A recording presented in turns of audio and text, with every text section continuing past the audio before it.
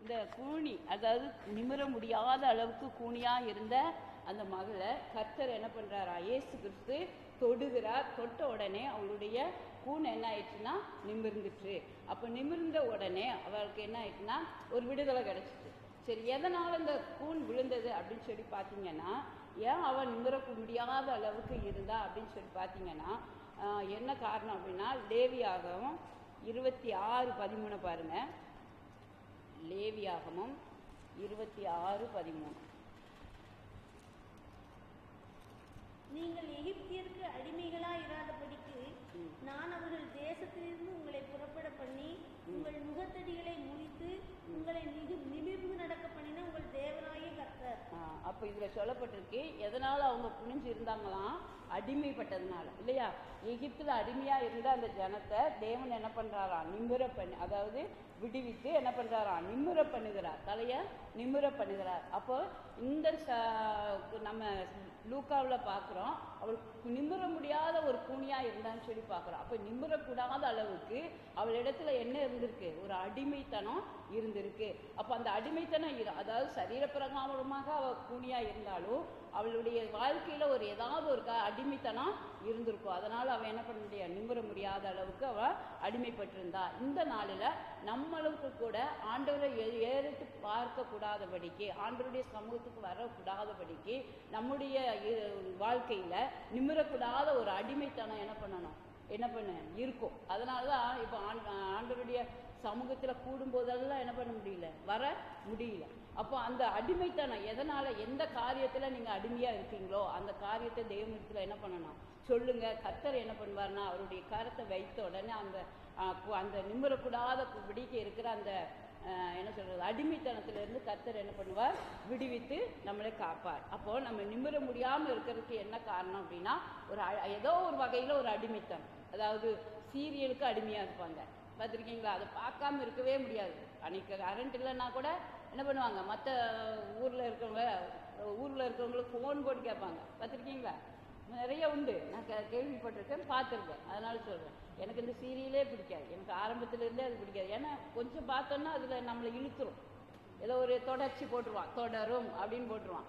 போட்டோடனே நமக்கு என்ன ஆகும், ஐயோ என்னாச்சோ, நாளைக்கு கரெக்டாக அந்த டைமுக்கு வந்து உட்காணும் பார்க்கணும். அப்போ அது ஒரு அடிமைத்தனம். அந்த அடிமைத்தனத்திலிருந்து நம்ம என்ன பண்ணணும், கர்த்தர் நம்மளை விடுவிக்கணும். அதுதான் எகிப்தில் அடிமைப்பட்டவர்களை, இஸ்ரவேல் ஜனங்களை கர்த்தர் என்ன பண்ணார், விடுவிச்சு அவங்களை என்ன பண்ணாரா, தலை நிமிர பண்ணினாரா. அதே போல் நம்மளை அடிமை, இந்த சீரியல் மாத்திரம் இல்லை, ஒரு சிலருக்கு வேறு விதத்தில் அடிமை இருக்கும். ஏதாவது ஒரு பொருளை மேலே அடிமையாக இருப்பாங்க, அல்லது இந்த ஜனத்திட்ட பேசாமல் இருக்க முடியாதுன்னு ஒரு அடிமைத்தனம் இருக்கும். அதாவது இப்போ உங்கள் வீட்டுக்கு நான் போயிட்டே இருக்கேன்னு வைங்களாம், அவங்க வீட்டுக்கு போகலைன்னா என்ன ஆகும், ஒரு என்ன சொல்கிறது, தலை வெடித்த மாதிரி ஆயிரும். கரெக்டாக அந்த டைமுக்கு அவங்க வீட்டுக்கு போகணும். அப்படி ஒரு அடிமைத்தனம் இருக்கும். மனுஷங்களுக்கு ஏதாவது ஒரு வகையில் ஆண்டவரோடு கூட நெருங்கக்கூடாதபடிக்கு நம்மளுக்கு என்னன்னா ஒரு அடிமைத்தனம் இருக்கும். அந்த அடிமைத்தனம் என்னன்னு ஆண்டவர்கிட்ட கேளுங்க. உங்களுக்கு தெரியாமல் இருக்கலாம், ஆண்டவர்கிட்ட கேளுங்க. கண்டிப்பாக ஆண்டவர் என்ன பண்ணுவார், அந்த காரியத்தை கொடுத்து வெளிப்படுத்துவார். உடனே ஒப்பு கொடுங்க. ஆண்டவர் அந்த அடிமைத்தனத்திலேருந்து நம்மளை மீட்டு ஆண்டவர் என்ன பண்ணுவார்னா நம்மளை உயர்த்த அவர் வல்லவராக இருக்கிறார். அது மாத்திரம் இல்லை, இந்த அடிமைத்தனத்தில் இருந்து அவர் என்ன பண்ணுறாராம், நுகத்தை என்ன பண்ணுவாராம், முறிப்பாராம் இல்லையா. நுகத்தை முறிக்கிறேன்னு சொல்லப்படுறது. நுகம்னா என்ன, நுகம்னா என்ன, வண்டி மாடு கூட்டும்போது பார்த்தீங்கன்னா அது கழுத்தில் ஒரு கம்பு மாதிரி வைப்பாங்க. கம்பு மாதிரி வச்சு அந்த கம்பில் கயிறு இருக்கும், பார்த்துருப்பீங்க. என்ன கிராமம் தானே, அதனால இருக்கும். அது என்ன பண்ணால் கயிற்றை கட்டினோடனே அப்போ இந்த மாடு கரெக்டாக அந்த இதை தூக்கினோடனே ஆட்டோமேட்டிக்காக தலையை குஞ்சு கொடுக்கும். அப்போ அதுக்கு கொடுக்கப்பட்ட நுகம். இந்த வண்டி பாரத்தை அது செமக்கணுங்கிறத ஒரு நுகம் இல்லையா.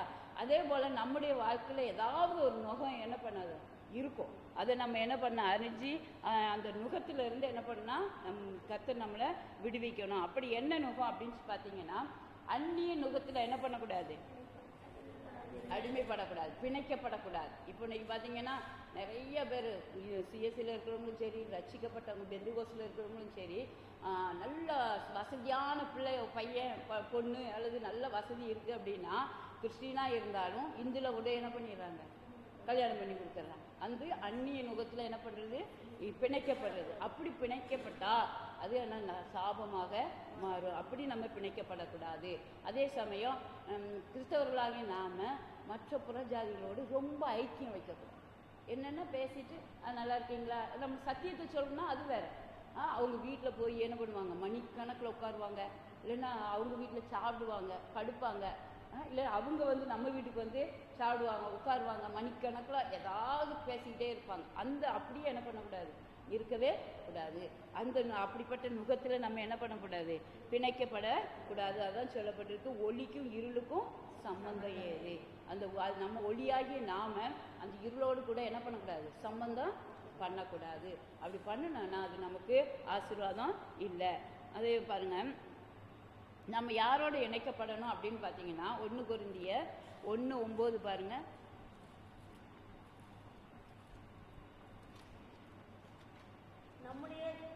தம்முடைய குமாரனும் நம்முடைய கர்த்தருமாயிருக்கிற இயேசு கிறிஸ்துவுடனே ஐக்கியமாய் இருப்பதற்கு உங்களை அழைத்த தேவன் உண்மையுள்ளவர். அவர் அழைத்த தேவன், நம்மளை அழைச்ச தேவன் உண்மையுள்ளவராக இருக்கிறதுனால நம்மளுடைய ஐக்கியம் யாரோடு இருக்கணும்னா கர்த்தரோடு இருக்கணும். கர்த்தருடைய பிள்ளைகளோடு கூட இருக்கணும். நல்லா ஜெபிக்கிற பிள்ளைகளோடு கூட இருக்கணும். சும்மா இருக்கிற நேரம் பேசாதபடிக்கு ஒரு 2 பேர் சேர்ந்து கூடி ஜெபம் பண்ணுங்க. அப்படி ஜெபம் பண்ணுறது நமக்கு என்னதுன்னா ஆசீர்வாதம். ஆனால் நம்ம உட்காந்து மணிக்கணக்கில் பேசி நம்முடைய நேரத்தை செலவு பண்ணவே கூடாது. அல்லது பைபிளை வாசிங்க, அதனுடைய காரியங்களை தெரியுங்க. நீங்கள் பைபிளை சும்மா வாசிக்காதீங்க. ஒரு அதிகாரம் வாசித்தாலும் அதனுடைய அர்த்தங்கள் புரியத்தக்கதாக வாசிங்க. கை வச்சு ஜெபம் பண்ணுங்க. ஆண்டவரே இதில் உள்ள காரியத்தை எனக்கு என்ன பண்ணுங்க, வெளிப்படுத்துங்க. என் மண்டைக்கு ஒன்றுமே புரியாது, நீங்கள் எனக்கு என்ன பண்ணுங்க, வெளிப்படுத்தி கொடுங்க ஆண்டவரே. நீங்கள் கேளுங்க, கட்டாயம் ஆண்டவர் வசனத்து மூலம் நம்மோடு கூட பேசுவார். அந்த காரியத்தை நமக்கு வெளிப்படுத்தி கொடுப்பார். எனக்கெல்லாம் நான் ஆண்டவருடைய கிருபையினால சொல்கிறேன், எனக்கெல்லாம் வசனம் தெரியவே தெரியாது, போதிக்க தெரியவே தெரியாது. நான் ஜெபம் பண்ணிட்டு வரது ஆண்டவரே எனக்கு ஒன்றும் தெரியாது. அந்த கழுதை என்ன பண்ணுச்சு, தன்னை தாழ்த்திச்சு ஆண்டவர் என்ன பண்ணார், இயேசு கிறிஸ்து அதன் மேலே ஏறி வந்தார். அப்படி தான் நான் என்னை ஒப்பு கொடுத்துட்டு வருவேன். ஆண்டவரே எனக்கு ஒன்றும் பேச தெரியாதப்பா, மோசையோடு கூட இருந்து பேசினது போல் என்னோட இருந்து என்ன பண்ணுங்க, பேசுங்க அப்படிங்கிறேன். அப்படி இதை ஒப்பு கொடுத்துட்டு வந்தோடனே கர்த்தர் என்ன பண்ணுறாரு, ஏதாவது ஒரு வார்த்தையின் மூலம் உங்களோட அந்த வார்த்தை என்ன பண்ணும், தொடும். ஆண்டவர் பேசுவார், அந்த வார்த்தை தொடும். அப்போ நீங்கள் அதுக்கு ஒப்பு கொடுத்து என்ன பண்ணுவீங்க, அதுக்கு கீழ்ப்படுவீங்க. அது அதிசயமாக அற்புதமாக ஆண்டவர் அதுக்கு நடத்துவார். அது மாத்திரம் இல்லை, நம்முடைய ஐக்கிய இயேசுவோடு கூட இருக்கணும். எபிரேயர் 3:12 பாருங்க.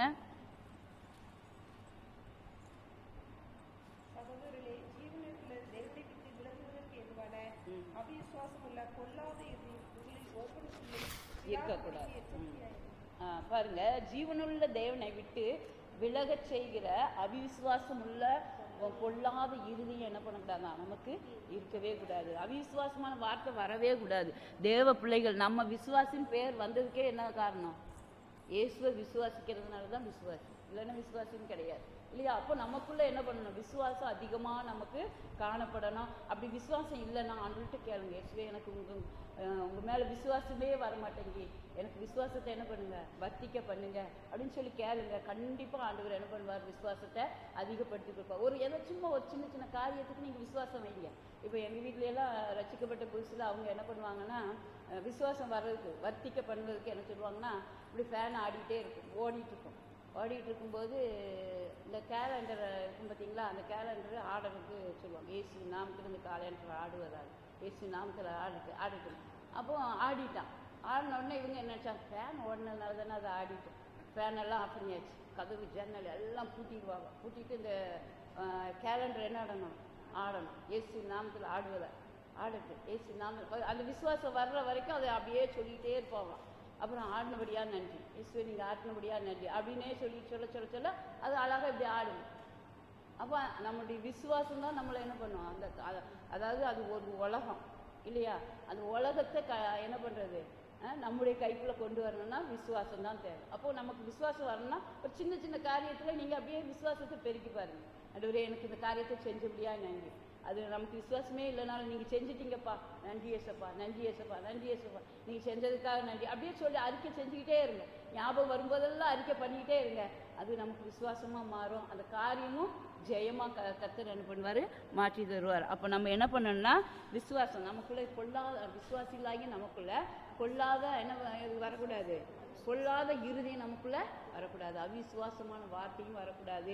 பொல்லாத இருதயம் அவிசுவாசமாக இருக்கிறவங்களுக்குள்ள பொல்லாத இருதயம் இருக்குமா. அப்போ அப்படிப்பட்ட இருதயம் நமக்கு இருக்கக்கூடாது. அதுக்காக கர்த்தர்கிட்ட என்ன பண்ணுங்க, கேளுங்க, கர்த்தர் நிச்சயம் நமக்கு அதில் ஒரு வெற்றியை தருவார். இன்னும் ஒரு வசனத்தை வாசிப்போம். 2 கொரிந்தியர் 6:17 வாசிங்க. ஆனபடியால் நீங்கள் அவர்கள் நடுவிலிருந்து புறப்பட்டு பிரிந்து போய் அசுத்தமானதை தொடாதிருங்கள் என்று கர்த்தர் சொல்கிறார். அசுத்தமானதை தொடாதிருங்கள். அதுக்கு மேல் வசனம் வாசிங்க. நான் அவர்களுக்குள்ளே வாசம் பண்ணி அவர்களுக்குள்ளே உலாவி அவர்கள் தேவனாய் இருப்பேன், அவர்கள் என் ஜனங்களாய் இருப்பார்கள் என்று தேவன் சொன்னபடி நீங்கள் ஜீவனுள்ள தேவனுடைய ஆலயமாய் இருக்கிறீர்கள். ஜீவனுள்ள தேவனுடைய ஆலயமா நாம இருக்கிறோம். நம்ம என்ன பண்ணக்கூடாதா, அசுத்தமானதை தொடக்கூடாது. இன்னைக்கு நம்ம இங்கே கூட இந்துக்கள் அவ்வளோ தெரியல, நம்மளுக்கு தனி ஏரியாவாக இருக்குது, அதனால தெரியாது. ஆனால் சிட்டிக்குள்ளேயெல்லாம் பார்த்தீங்கன்னா ஒரு இந்து வீடு இருக்கும், ஒரு முஸ்லீம் வீடு இருக்கும், கிறிஸ்தவ வீடு எல்லாம் கலந்து இருக்கும். அப்போ என்ன பண்ணுவாங்கன்னா இந்துக்காரங்க கொடுத்தது நம்ம வாங்கலைன்னா என்ன பண்ணுவாங்க, ஆமாம் நாங்கள் கொடுத்தெல்லாம் நீங்கள் வாங்க மாட்டீங்க அப்படின்னு என்ன பண்ணுவாங்க, கோவப்பட்டுட்டு போயிடுவாங்க. நாங்கள்லாம் இருந்த வரைக்கும் அப்படி தான், யார் கோவப்பட்டாலும் அதை பற்றி நாங்கள் கவலைப்பட்டுக்கிறது இல்லை. நாங்கள் சொல்லுவோம், நீங்கள் படைச்சி கொண்டு வந்து தருவீங்க, அதை எங்களுக்கு சாப்பிடக்கூடாதுன்னு எங்கள் சொல்லியிருக்காங்க ஏசப்பா, அதனால் நாங்கள் சாப்பிட மாட்டோம். நாங்கள் ஜெபம் பண்ணி கொடுக்குற நாங்கள் என்ன பண்ணுவோம், ஏதாவது செஞ்சோம்னா நீங்கள் மற்ற நாள் செஞ்சு கொடுங்க. இப்போ நாங்கள்லாம் பொங்கல் நாள் பொங்கல் வைக்க மாட்டோம். இன்றைக்கி நம்ம கிறிஸ்தவங்கெல்லாம் பொங்கல் நாள் பொங்கல் வைக்காங்க தெரியுமா, பொங்கல் வச்சு வீட்டில் நம்மளே சாப்பிட்டுக்குவோம், எல்லோரும் பொங்கல் சாப்பிட்றாங்க நம்மளும் சாப்பிடுவோம்பாங்க. ஆனால் ஆண்டவருடைய கிருபையினால் நாங்கள் சொல்கிறோமே பொங்கல் நாள் பொங்கல் இன்னைக்குன்னா பொங்கல் வைக்கவே மாட்டோம், அதுக்கு முன்னால் வேணால் வச்சுக்குவோம், அதுக்கப்புறம் அந்த பொங்கல் முடிஞ்சதுக்கு பிறகு வேணாலும் பொங்கல் வச்சுக்குவோம். அதனால் அதுக்கு அந்த நாள் பொங்கல் வைக்க மாட்டோம். அதே சமயம் கொழுக்கட்டை, அநேகம் கொழுக்கட்டை தான் இல்லையா, பொங்கல் கூட அதிகம் எனக்கு தெரியல. கொழுக்கட்டை நாள் என்ன பண்ணுறாங்க கிறிஸ்தவங்க இந்துக்கள் எல்லாரும் என்ன பண்ணுறாங்க, கொழுக்கட்டை வைக்காங்க. அது தப்பு. ஆண்டவர் என்ன பிசாசு அந்த நாளை வஞ்சிட்டு அவனுக்குன்னு வச்சுருக்கான். அப்போ அந்த நாளில் நம்ம என்ன பண்ணக்கூடாது, கொழுக்கட்டை அவிக்கக்கூடாது. அதுக்கு முன்னால் அவிங்க, அல்லது அந்த நாள் முடிஞ்சதுக்கு அதுக்கப்புறம் அவிங்க. அப்போ பிசாசு பார்ப்பான், நம்ம நாள் நமக்குன்னு கொடுக்கப்பட்ட நாளில் இந்த பிள்ளைங்கள்லாம் என்ன பண்ணாங்க, ஏசப்பா பிள்ளைகள்லாம் கொழுக்கட்டை அவிச்சு சாப்பிட்டுட்டு அவன் சந்தோஷப்படுவான். ஆண்டவர் என்ன பண்ணுவார், துக்கப்படுவார். அதனால் அந்த நாட்களில் செய்யாதீங்க, மற்ற நாளில் என்ன வேணாலும் செஞ்சு சாப்பிடுங்க, அது ஒன்றும் தப்பே கிடையாது. ஆனால் அந்த நாள் மட்டும் செய்யக்கூடாது, அதுவும் அசுத்தமானதே தொடாதீங்க. அந்த விக்கிரகத்துக்கு படைச்சதை, அது அந்த நாளில் செஞ்சதை நம்ம என்ன பண்ணக்கூடாது, அவங்க படைக்காங்களோ படைக்கலையோ அந்த நாளில் செஞ்சதை நம்ம என்ன பண்ணக்கூடாது, சாப்பிடக்கூடாது. அப்படி சாப்பிடாமல் இருக்கும் பொழுது அதே அதிகாரத்தில் 18வது வசனம் ஆச்சுங்க.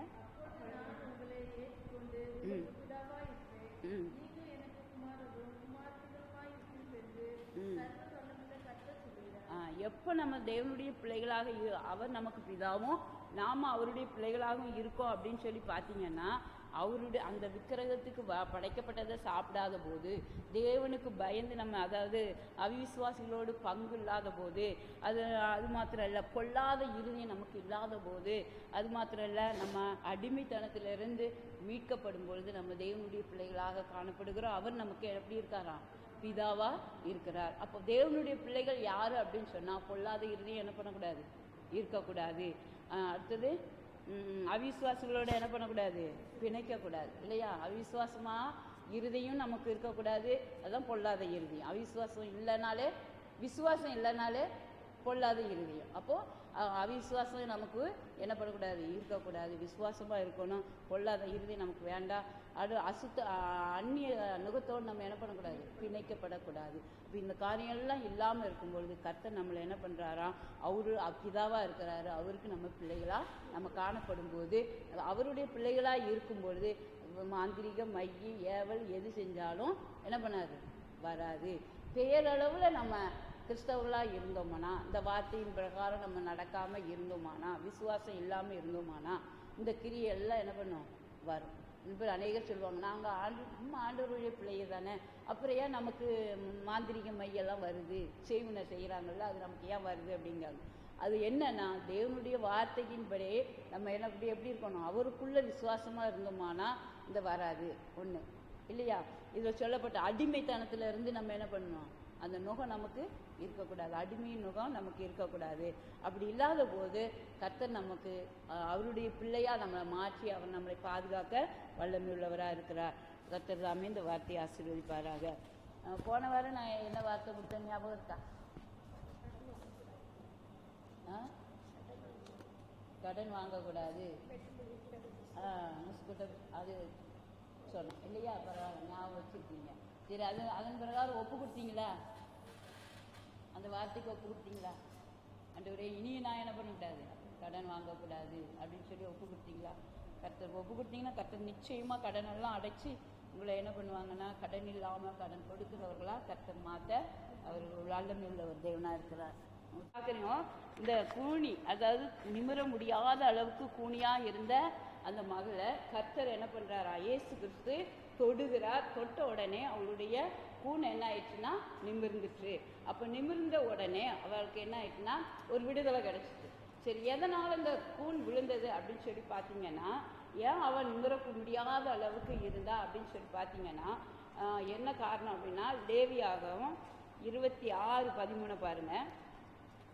லேவியாகமம் 26:13. நீங்கள் எகிப்தியருக்கு அடிமைகளாய் இராதபடிக்கு நான் அவர்கள் தேசத்திலிருந்து உங்களை புறப்பட பண்ணி உங்கள் முகத்தடிகளை முறித்து உங்களை நிமிர்ந்து நடக்க பண்ணின உங்கள் தேவனாகிய கர்த்தர். அப்போ இதில் சொல்லப்பட்டிருக்கு, எதனால அவங்க புனிஞ்சு இருந்தாங்களாம், அடிமைப்பட்டதுனால இல்லையா.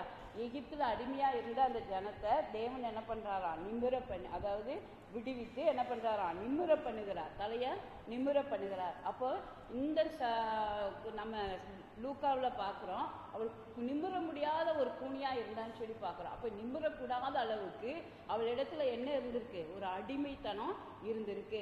அப்போ அந்த அடிமைத்தனம் அதாவது சரீரப்பிரகாரமாக அவள் கூனியாக இருந்தாலும் அவளுடைய வாழ்க்கையில் ஒரு ஏதாவது ஒரு அடிமைத்தனம் இருந்திருக்கும். அதனால் அவள் என்ன பண்ண முடியாது, நிமிர முடியாத அளவுக்கு அவள் அடிமைப்பட்டிருந்தா. இந்த நாளில் நம்மளுக்கு கூட ஆண்டவரை ஏறிட்டு பார்க்கக்கூடாதபடிக்கு, ஆண்டவருடைய சமூகத்துக்கு வரக்கூடாதபடிக்கு நம்முடைய வாழ்க்கையில் நிமிரக்கூடாத ஒரு அடிமைத்தனம் என்ன பண்ண இருக்கும். அதனால தான் இப்போ ஆண்டவருடைய சமூகத்தில் கூடும்போதெல்லாம் என்ன பண்ண முடியல, வர முடியல.